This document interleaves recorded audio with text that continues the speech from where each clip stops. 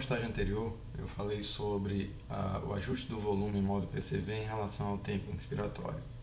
Para explicar melhor essa situação, eu decidi simular uma situação, inclusive uma situação extrema, um paciente com complacência muito baixa, de 25, e resistência muito alta, de 20 centímetros d'água por litro por segundo. Paciente de 66 quilos, ou seja, 6 ml por quilo, ele teria um volume corrente estimado em torno de 390 ml.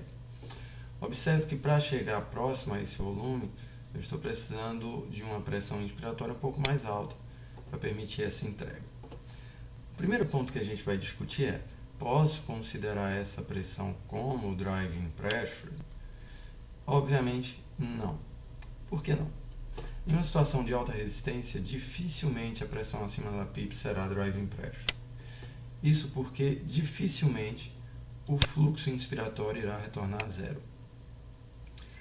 O fluxo inspiratório não retorna a zero é sinal de que a pressão entre a via aérea e o alvéolo, as pressões não se equilibraram. Observe nessa figura. No primeiro caso, nós temos uma pressão aplicada de 18, como na nossa simulação, mas o tempo inspiratório foi curto para que toda essa pressão chegasse ao alvéolo. A pressão aplicada nas vias aéreas foi de 18, porém a pressão alveolar, cujo correspondente é a pressão de platô, é de apenas 14. Assim, pico e platô são diferentes.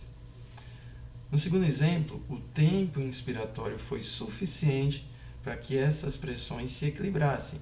Consequentemente, como as pressões são iguais, não há fluxo. O fluxo é zero.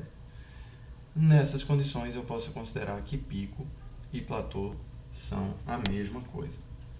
Voltando à nossa simulação, nós podemos perceber, se nós fizermos uma pausa,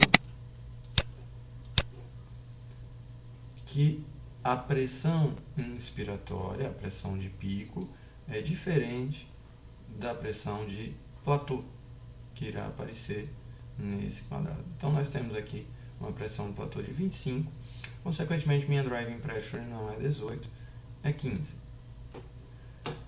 Se nós aumentássemos o tempo inspiratório até que o fluxo zerasse, nós igualaríamos a pressão de pico à pressão de platô. No entanto, com esse valores de resistência e complacência, a constante de tempo, que é o produto das duas variáveis, será de meio segundo. Para que eu enchesse esse pulmão completamente, 99%, eu precisaria de 5 constantes de tempo, o que me daria um tempo inspiratório de 2,5 segundos. Esse tempo inspiratório nessas condições é inviável pelo risco de formação de aprisionamento de gás e de alto PIP e, consequentemente, de dano hemodinâmico.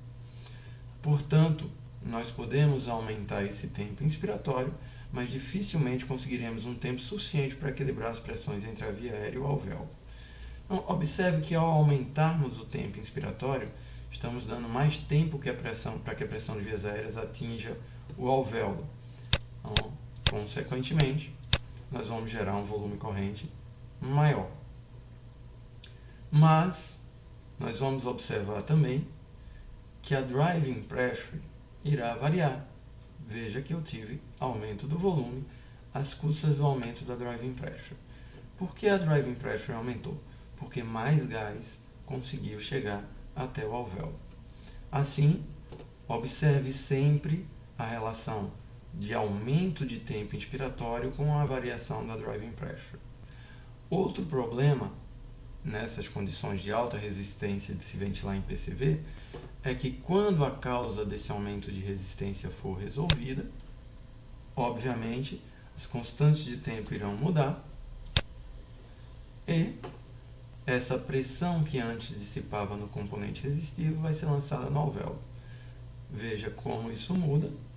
Obviamente agora eu vou ter um aumento ainda maior da driving pressure e um aumento do volume corrente. Sempre monitorizar essa condição. Um grande abraço.